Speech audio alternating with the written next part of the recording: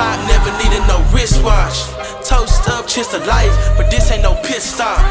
Ayy, my words don't get you to the top. Speak life into the mic like Mike at 90, pass me the rock. My words will touch thousands on the block, without a doubt, but she's a reassurance on me, we lie. Ayy, off the clock, baby, but we tuned in, dialed in. Feel like Cat, how we always winning, man. It's up. Welcome back to another episode of the Off the Clock Podcast. I'm your host, Mark Paz, and today we have yet another interview for you all. But before we get into that, make sure to go follow me on X and Instagram at MarkPaz59. That's MarkPaz59. And with that being said, guys, we are back with another interview. I know last episode we went ahead and we interviewed my good friend Ivan Cardavona. If you haven't checked out that interview, go ahead and check it out right now, and then go ahead and come back to this interview because it is a special one. So I want you to watch this one. You need to watch this one because today I go ahead and I reach a little bit outside of Tamuk University. All right, we go ahead and we go a little up towards San Antonio, a little north of that. We go ahead and we go to San Angelo State University. And that's where we have our first interview from an athlete from another university. And it is quarterback for the Rams, Braeden Fuller. Guys, go ahead and we have him on the show. Thank you, Braeden, for joining the show again. Amazing conversation. You guys are going to want to listen to this one, all right? So go ahead, sit back, relax, and let's get right into the show. Let's go.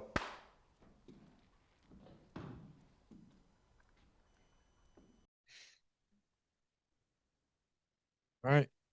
So we'll go ahead and start. First thing, Braeden, again, thank you for joining the show. Absolutely, You're the man. first athlete that I've had from another university. So this is something huge for my show, my podcast, and I'm glad you're the first one to join. Yeah, thank you for having me, man. I'm excited. And so the first question that I asked everybody, for those who do not know you, and of course my regular fans will not, uh, who are you? And just tell me a little bit about yourself.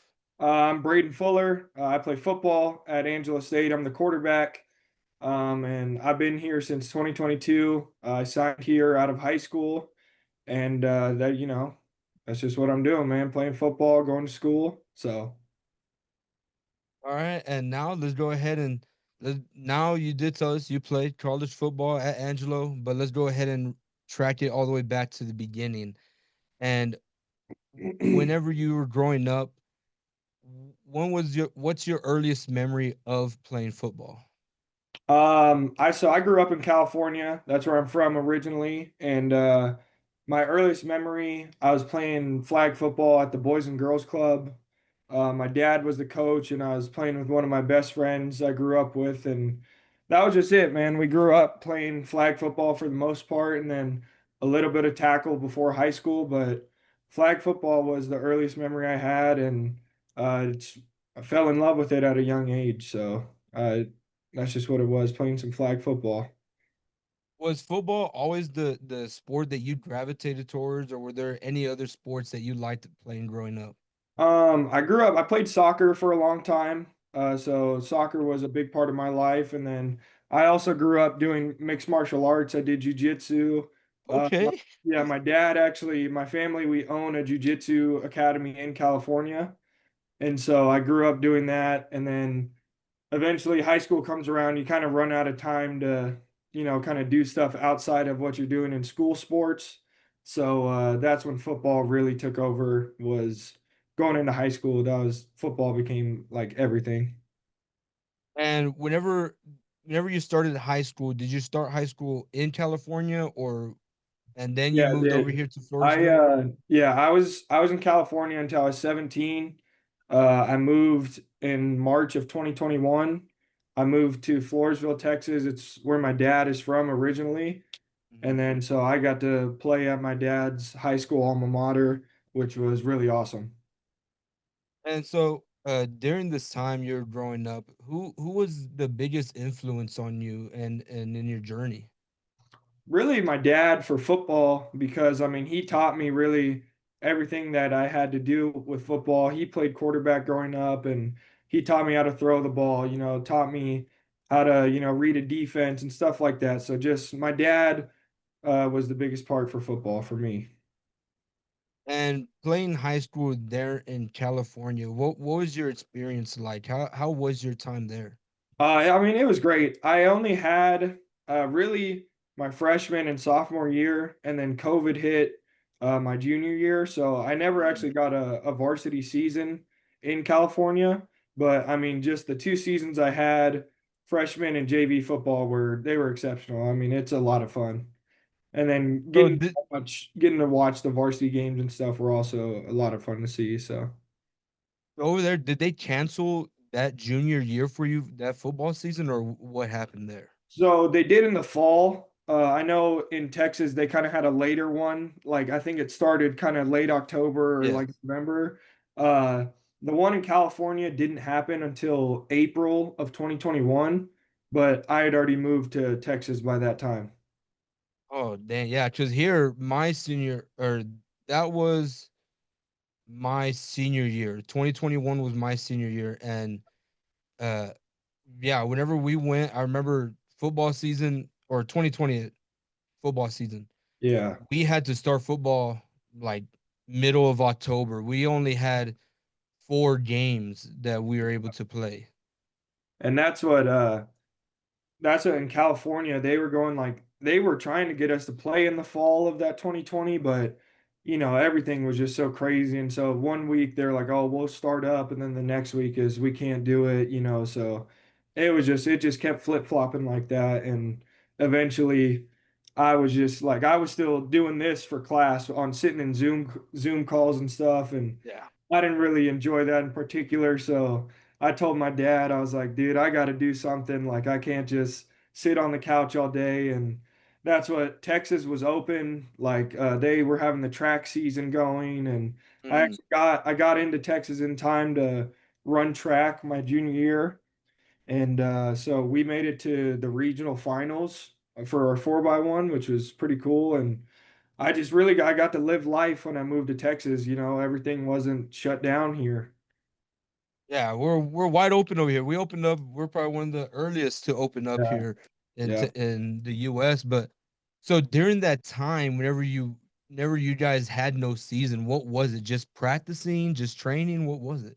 Yeah, really, it was doing workouts, and you couldn't have like everyone there at the same time. You had to do certain amount of numbers of we did position groups, so you really Yeah. just had position groups at a time just going to work out because you couldn't have I think maybe the max you could have had was 50 people in a setting, and that honestly might have been pushing it.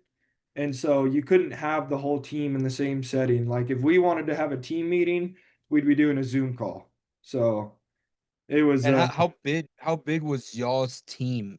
Because I come from a two-way where let me tell you, Braeden, 40 people were in my graduating class. So yeah, how many were on your team? I would probably say the probably 80 to 100 range we had probably on the team. And so, yeah, that's what we had minimal groups working out. And then obviously the Zoom call would erupt. We'd have, 100 kids in there, maybe probably more, including coaching staff and all that stuff. So it was a crazy time, but, it was a good experience still. And so you end up, like you said, you move to Texas, you go to your dad's alma mater, and what did playing there mean for you? That senior year, what did it mean?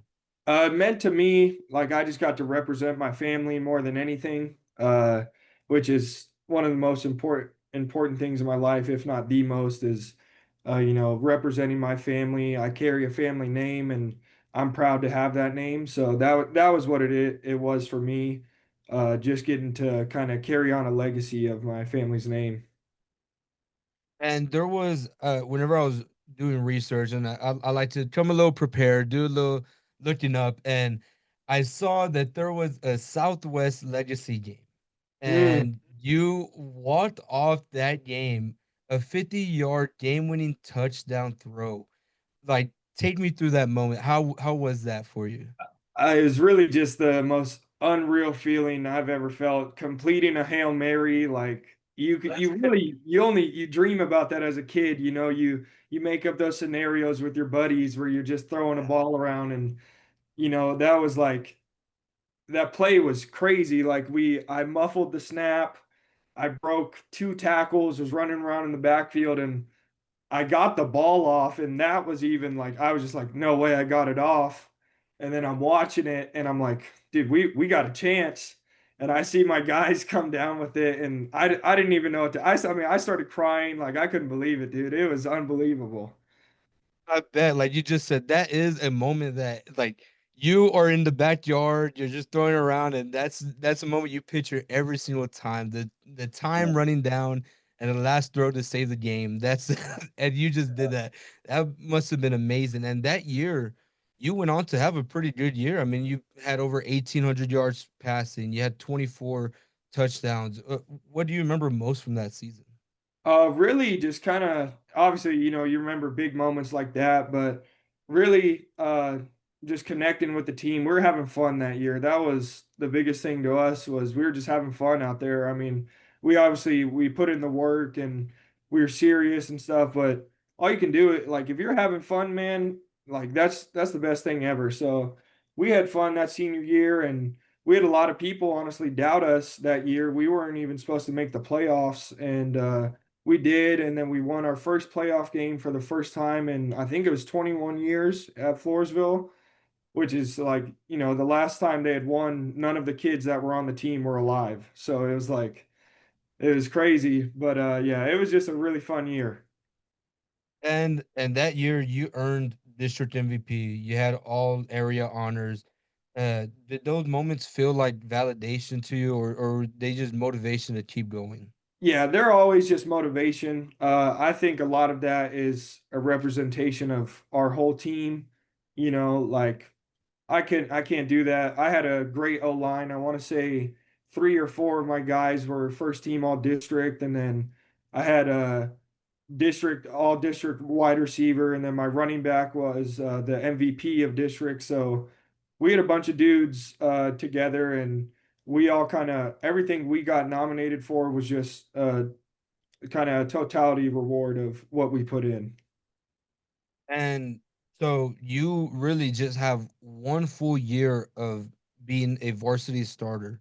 hmm So what was your recruiting process like? Take me through that time for you. Um, it was honestly like obviously a little tough because not having a junior year, a lot of schools are going to be kind of hesitant, and Mm. that's what kind of happened over my summer going into my senior year. I went to a bunch of college camps over that summer, and it was just kind of tough to really get on the radar without having film. You can only do so much, without the pads on that they might like the way you throw, stuff like that. But if you don't really have film to back it up, then you're not going to be top priority. And so that's why it was a little slow at first, but then uh, I think halfway through the season, I picked up my first offer, and then it kind of went on rolling from there. I think I finished my senior year with I think six or seven offers, which is I think is pretty good for, only having 1 year. Yeah, I'd say so myself. That's pretty good. I mean, I played all 4 years. I didn't have any coming out, so yes, you're fine there. But you end up going to Angelo State. What made you end up with that decision that Angelo was a place for you? Really, so I ended my senior year kind technically early in our playoff game. I tore my ACL in the third quarter. Yeah. Uh, Holy, yeah, so I technically didn't get to finish out. I got hurt in the last, half of the game. But so that was, also something in recruitment that I was like, oh man, like am I even gonna get recruited anymore?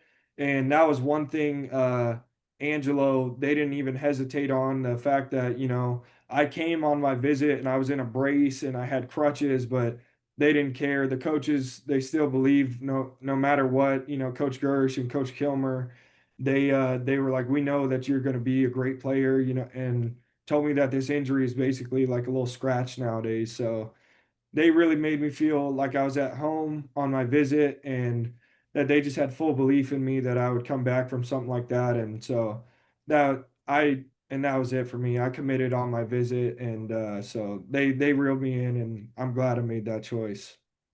No, obviously, I mean, hearing what you just said right now, like they still had that faith, that belief to still go with you, even though you weren't even 100%, nearly not even 50% at the time Hmm. going. So, I mean, having that reassurance, having those coaches have your back, probably meant a whole lot for you It going does. there.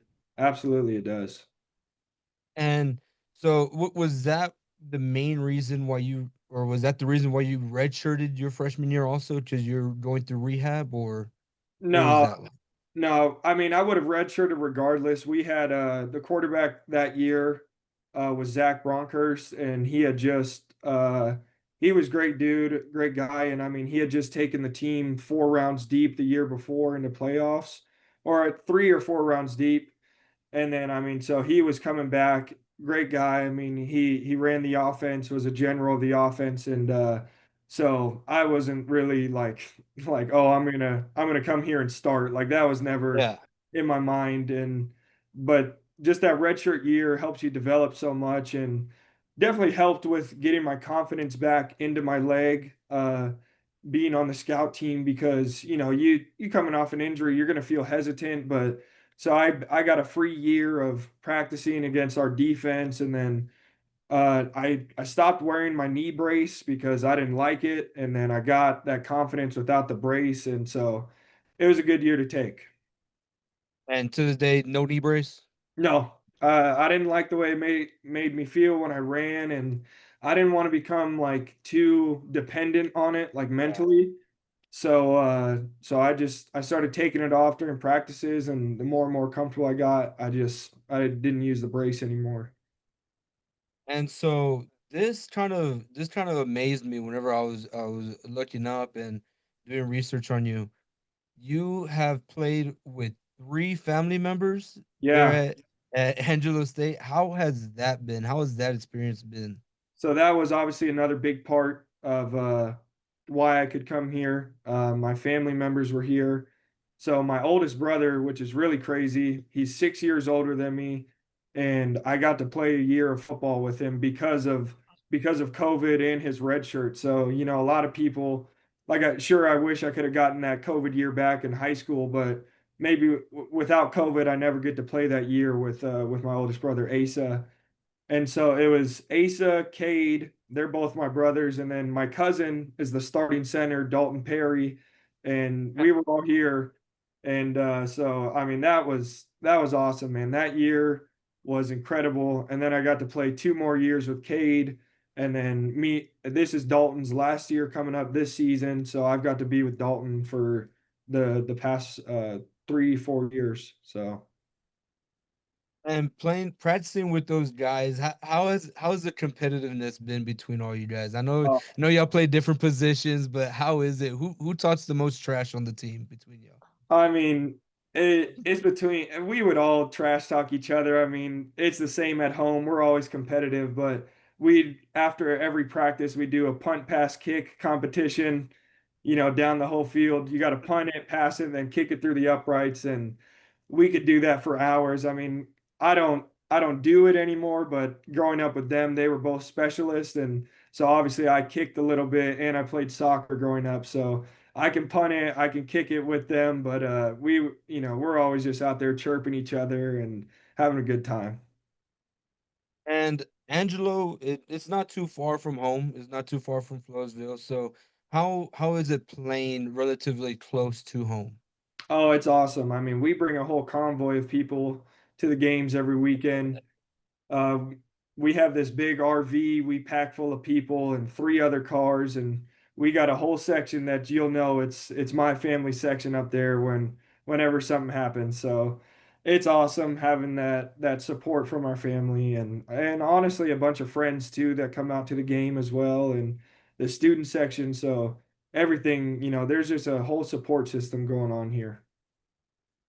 And I'm gonna I'm gonna give you a little bit of props here because this past season, amazing season for you. I just want to go ahead and tell you Thank that you. you probably might not want to say it yourself, but I will say it for you. You are arguably one of the best, if not the best, quarterback in the conference. Thank you. So want to put that out there. You absolutely went off this year. You had over 2,300 passing yards, 18 touchdowns, nearly 700 rushing yards. So you can do it both ways. It doesn't matter for you. You Yeah. had 10 touchdowns on the ground. Like, what was it that clicked for you guys this season? Because y'all's team was amazing this year. What was it that clicked for you? Really, I mean, we had a slow start. We had two games in Kansas at the beginning of the year, and they didn't go the way we wanted them to go. We started off 0-2, and it kind of made us realize that we got to kind of find where we went wrong or what are we doing that's where we should be winning games. Like we should, because we think we should win any game we play. And so we just kind of backtracked and we realized we just had to hone in on the little details and then really Eastern New Mexico was our first home game, and that whole week of practice for me it clicked that week of practice. Me and my offensive coordinator, Coach Kilmer, we were, I mean, just clicking off each other during practice and going against the scout team. I mean, they're giving us looks where, and then I see it in the game. I'm like, oh, dude, this happened in practice. So everything just slowed down when it started clicking in practice, and so the games just slowed down after that, and we just got on a roll. And there was one game, West Texas A&M. You had 7 total touchdowns that game. Did that feel like probably one of the best, if not the best games you've played? Yeah, I mean, that one was we were rolling on kind of every station of football we could. Like we honestly started that game, we started off with a fumble though. We started off losing to them 7-0, but then we were just clicking. We knew what we saw on film that week. We could do what we wanted, and that's what we got to do. So I mean, yeah, we were rolling that game. That was crazy. I didn't even know until literally after the last touchdown I ran off the field and our long snapper went, "Hey, that was number 7." And I was like, "What do you mean?" Like, because my brother wore number 7, so I'm looking, and he's like, "No, that was your 7th touchdown." And I was like, "Holy!" I was like, "What?" Didn't even realize it. You're Yeah, no. two in the game to realize that. And so this year, I mean, you were named LSC Offensive Player of the Year. What did that moment mean to you personally? I mean, it's truly an honor. Like it was awesome to see that, and throughout the weeks where they give out the offensive and defensive players of the week, like they were nominating me during these games and stuff, and it was really just it's awesome to see, especially like coming from I a lot of people could have doubted that I'd ever have a college career after getting hurt and stuff like that. So it's really just it's a journey, and it's just awesome to kind of see the work I've put in and been around these people that believed in me and the system I'm in. It works out for to get an award like that. That's so prestigious. So And just having a year more, it puts a lot more pressure on you now. hmm I don't want to put too much pressure on you, but it just means you got to do more next year, doesn't yep, it? yep. And so now, we've talked about your playing time, how it has been for you. But my show, obviously called Off the Clock Podcast.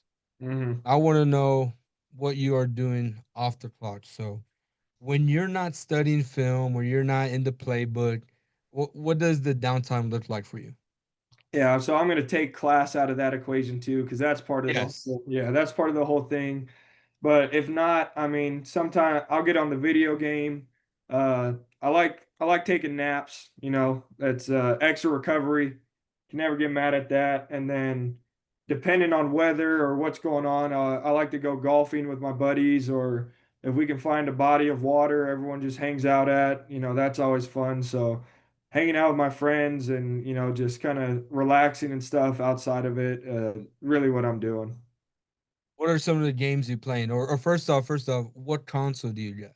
I've had an Xbox since I was 4 years old, so All stayed right. with Xbox. And then the games, as of recent, I've been playing some Warzone. Verdansk came back, so playing some of that. And then if I'll play some Rainbow Six Siege. And Okay. then if I get a big party going with all my guys from Floresville, we get on NBA Live 19, and Okay. NBA Live. yeah, we're getting on All right. NBA Live, and we run 5-on-5, and so we're having a good time on that game too. So Oh, that sounds like a blast. That sounds like a real good time. yeah.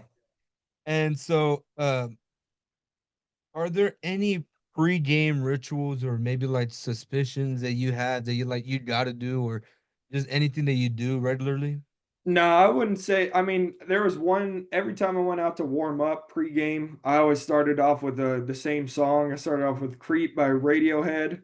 So that song just kind of got me in the mode. But other than that, there was nothing like I don't have no lucky underwear or I got to wear a certain pair of socks, anything like that. So just really just I kind of just I listen to some older like rock or grunge music pregame, and it kind of gets me in that mode. So really just being in that scene of music just kind of gets me through pregame and stuff. Yeah, there used to be a game or a song that I would always start off my pregame with. I just have headphones. It was always Dreams and Nightmares. I don't know what it is Yeah. about Dreams and Nightmares, but that song I just put it on and right before that's the first song. It gets me going every single time. And so this is kind of not on the deeper level, but do you think people will sometimes overlook the human side of athletes and do look Yeah. over the stuff beyond the helmet? Yeah, I honestly I had to go through that with being hurt. Um I kind of got into that mode that football was just who I was. And a lot of people don't separate sport from the person. And so I had to come to that own realization that, I'm not just football player Braden Fuller, football player number 12. You got to separate that yourself. And I do think a lot of people don't realize that. Like, maybe some people only come out on Saturdays to watch the games, and they don't know the whole week of preparation, or what your body's going through, or even your mental health is going through a season of football. Like, you have so much to deal with behind the scenes that not your average fan or spectator would know. And we do see that coming out a lot more as of late. Yeah, A lot of people would like to criticize the athletes, but we've seen the athletes come out more about mental health and talking about it. It's more than just being the athlete. They are also humans. They also got lives. They go through the same stuff we do. So absolutely. just because they play the sport doesn't mean that they don't have feelings also. That's right. So Yep. I appreciate you talking about that. That's a lot, having to go through that as an athlete at times. Yep. And what's something that people would be surprised to know about you? Hmm. Um, Man, maybe the fact that I moved kind of in the middle of high school, to Texas, maybe that. But man, off the top, I can't really. Maybe doing mixed martial arts. A lot of people don't really think about that or something like that. So I wouldn't have expected that. No, yeah. Whenever you brought that up, I didn't expect that either. yeah, so then that's something I don't try to, show off or anything. That's how I've been taught. Like, that's something that you don't need to show off. It's You only, still got it to this day. You still got it in you. You still practice. I mean, when I go back to California, I'll go do the boxing classes, because I mean, that's talk about a cardio workout that, I come home, I'm in football shape. Boxing shape is a whole different level, man. So Whole I try different ball to. game right there. But yeah, but I try to sometimes in jujitsu, I get a little like, if someone's cranking on my arm or something like that. So I try to stay away from that, try not to get hurt. But yeah, I do go do the boxing, and that is I mean, after 3 minutes I am down for the count, man. And so I just have just a few more questions for you, man. Again, thank you for joining. Uh, this is now we're start looking kind of towards the future and more like that, what kind of legacy do you want to leave behind at Angelo State whenever it's all said and done for you? I think just kind of be on the track that I'm on. I had a great season last year, and then I just want to continue to do that. But if I never get another, singular award, that's fine by me.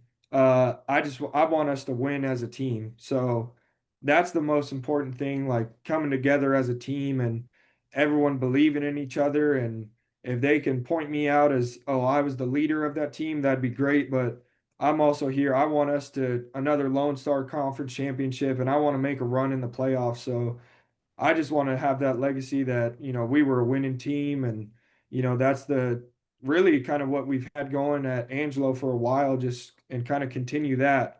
So many people in the past, they've had these winning teams and made runs in the playoffs. So that's what I want to do. And if there's a young quarterback out there, or maybe say if it was you listening to this podcast when you were younger, what's maybe a piece of advice that you'd like to give them? For me, given when people ask me, like I've had some younger athletes, they ask me about injury, and I tell them that whole ordeal of separating yourself from sport because you're so much more than just the athlete. So really just kind of giving kids that knowledge, or even if I were to give it to myself at a young age, that you're not just this sport. So being in tune with who you are off the field and then who you are on the field. And this is the last question. And me personally, I think it's a question that athletes do not like to think about until the time comes. Mm. But what is the future for you after sports is done? I mean, I want to play until I can't, I want to play until the wheels fall off, but I've had, these a bunch of coaches that have been inspirations in my life, so I want to stay around the game of football. I either want to get into coaching or I want to be a personal trainer. Like I could be a quarterback trainer or maybe just a personal trainer for football in general. And that comes from I have my own quarterback coach right now, Yale Van Noy. I mean, he changed everything about my game, and he's just been such an inspiration and someone I can always talk to. And anytime I go back to Floresville, I'm hitting him up to go train with him. So just be around the game. It's just, I'm so passionate about it. So I just want to be around football as long as I can. Well, Braden, that is it. Again, man, I really appreciate you joining the show. It means a lot for me. The first athlete, not from Tamuch, but from Angelo State University. So I really appreciate you for joining. Listeners, please go follow him on Instagram at Braeden Fuller _ and show him some love and show him some respect, guys, because this guy has another year. So watch out. All right. Watch out what Angelo does over there. Okay. All So right. thank you Appreciate for it. having me. Peace. Yeah, thank you. All right. There we go.